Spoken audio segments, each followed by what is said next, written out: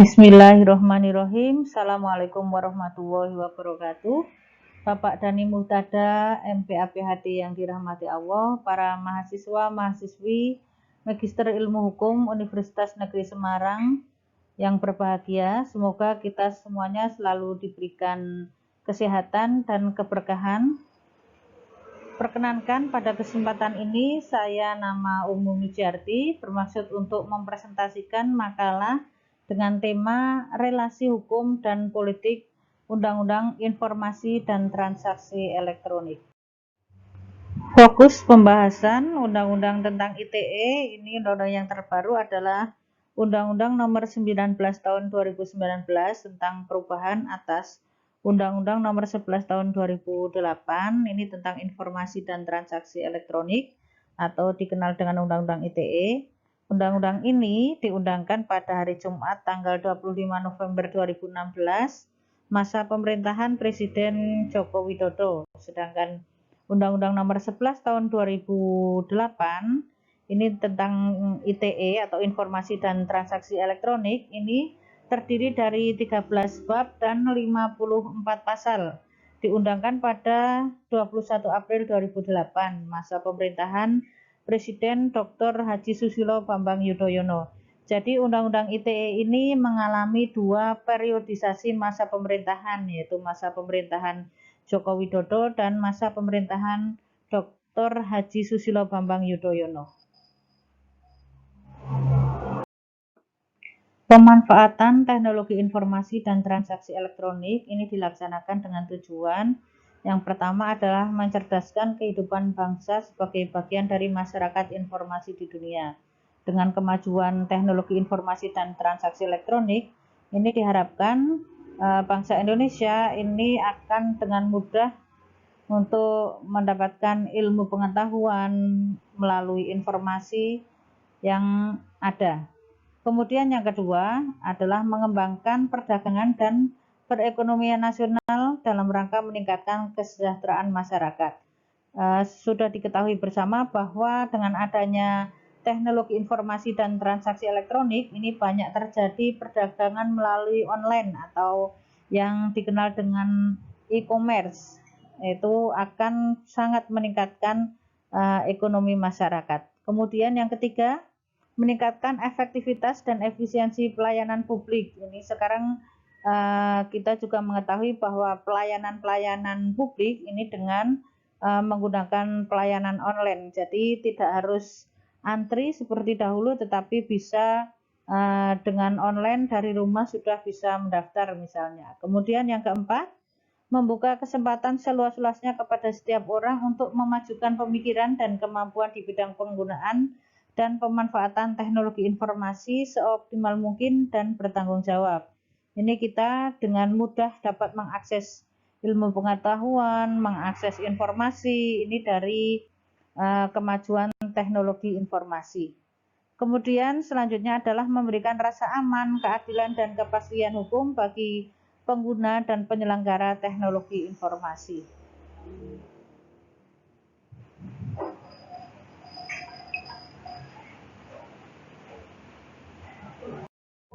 Undang-Undang ITE ini terjadi beberapa kali uji materi. Ini sudah ada putusan dari Mahkamah Konstitusi, yaitu yang pertama dengan putusan nomor 50/PUU Romawi 4 2008.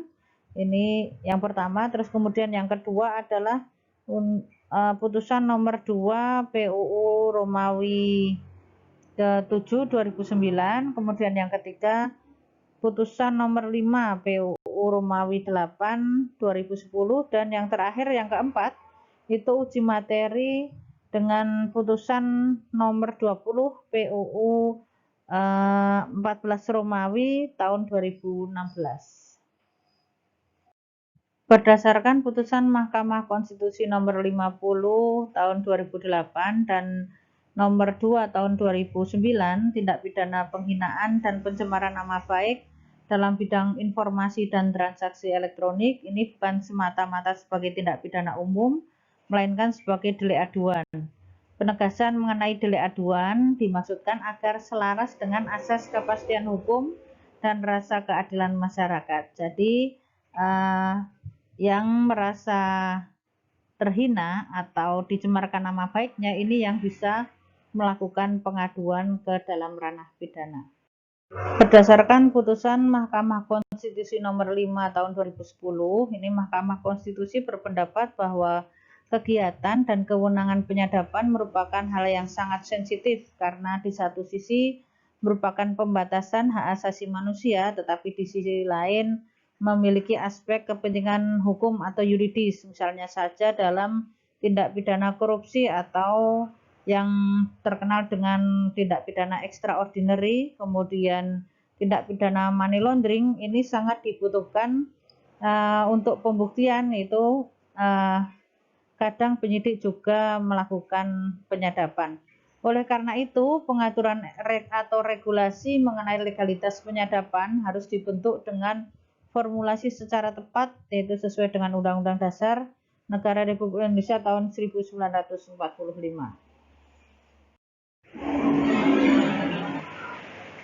Tentang penyadapan, di samping yang tadi dijelaskan bahwa Mahkamah Konstitusi berpendapat karena penyadapan ini merupakan pelanggaran atas hak asasi manusia sebagaimana ditegaskan dalam Pasal 28C ayat 2 Undang-Undang Dasar Republik Indonesia tahun 1945.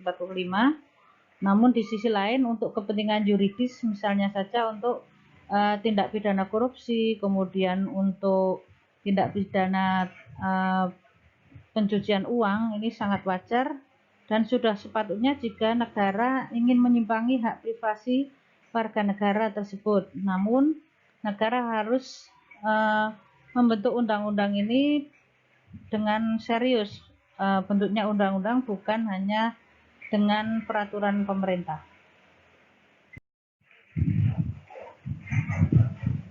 Putusan Mahkamah Konstitusi nomor 20/PUU/14 Romawi/2016, ini Mahkamah Konstitusi berpendapat bahwa untuk mencegah terjadinya perbedaan penafsiran terhadap pasal 5 ayat 1 dan pasal 5 ayat 2 Undang-Undang ITE, Mahkamah Konstitusi menegaskan bahwa setiap interpretasi harus dilakukan secara sah, terlebih lagi dalam rangka penegakan hukum.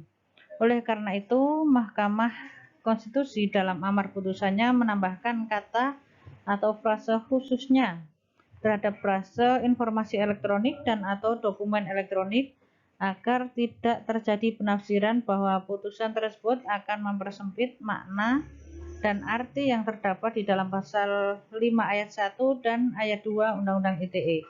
Untuk memberikan kepastian hukum, keberadaan informasi elektronik dan atau dokumen elektronik sebagai alat bukti perlu dipertegas kembali dalam penjelasan pasal 5 Undang-Undang ITE. Ketentuan mengenai penggeledahan, penyitaan, penangkapan, dan penahanan yang diatur dalam Undang-Undang ITE menimbulkan permasalahan bagi penyidik juga, karena tindak pidana di bidang teknologi informasi dan transaksi elektronik begitu cepat dan pelaku dapat dengan mudah mengaburkan perbuatan atau alat bukti kejahatan.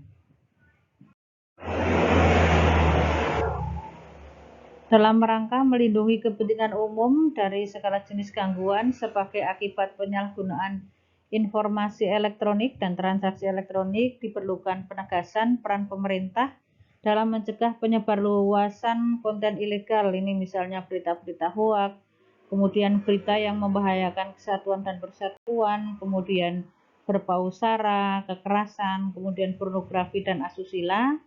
Ini pemerintah dengan melakukan tindakan pemutusan akses terhadap informasi elektronik dan atau dokumen elektronik yang memiliki muatan yang melanggar hukum agar tidak dapat diakses lagi atau dari yurisdiksi Indonesia, serta dibutuhkan kewenangan bagi penyidik untuk meminta informasi yang terdapat dalam penyelenggaraan sistem elektronik untuk kepentingan penegakan hukum tindak pidana di bidang teknologi informasi dan transaksi elektronik. Penggunaan setiap informasi melalui media atau sistem elektronik yang menyangkut data pribadi seseorang harus dilakukan atas persetujuan orang yang bersangkutan. Untuk itu dibutuhkan jaminan pemenuhan perlindungan dari pribadi dengan mewajibkan setiap penyelenggara sistem elektronik untuk menghapus informasi elektronik dan atau dokumen elektronik yang tidak relevan yang berada di bawah kendalinya atas permintaan orang yang bersangkutan berdasarkan penetapan pengadilan. Pro kontra penyusunan Undang-Undang ITE yaitu keberadaan delik yang berkaitan dengan ujaran kebencian atau hate speech seperti penghinaan, pencemaran nama baik, penistaan, penghasutan hingga saat ini merupakan fenomena yang kontroversial. Realitanya, berdasarkan kajian terhadap berbagai kasus pencemaran nama baik yang dilakukan oleh perorangan, keberadaan aturan hukum pidana tentang delik-delik ujaran kebencian tampak lebih banyak dipergunakan sebagai sarana bagi pihak-pihak yang powerful atau yang memiliki akses pada kekuasaan untuk menekan pihak yang lebih lemah. Contohnya dulu yang tren adalah kasus Prita, itu seorang ibu yang menyuarakan atau mengeluhkan tentang pelayanan kesehatan di sebuah rumah sakit, akhirnya membawa seorang ibu tersebut ke dalam ranah hukum. Pihak yang mendukung atau pro terhadap Undang-Undang ITE ini berpijak pada nilai-nilai ketimuran atau adat ketimuran seperti sopan santun dan tata krama yang seharusnya dipertahankan, termasuk ketika berinteraksi di media informasi dan dunia maya. Kemudian untuk pihak yang menolak atau kontra, ini terdiri dari kalangan sebagian netizen atau komunitas cyber yang mengusung konsep kebebasan dunia maya dengan prinsip freedom of information dan free flow of communication, dan banyak kalangan yang memperjuangkan hak kebebasan berpendapat dan kebebasan berekspresi sebagai bagian dari hak asasi manusia. Kesamaan argumen atau dasar argumennya bagi kelompok yang pro terhadap Undang-Undang ITE dan kelompok yang kontra terhadap Undang-Undang ITE ini sama-sama mengatasnamakan perlindungan HAM. Semua sepakat bahwa tutur kata baik lisan maupun tulisan tidak boleh asal ngomong, tidak sopan, mengumpat, menuduh tanpa dasar atau membuat orang lain tersinggung atau tidak nyaman.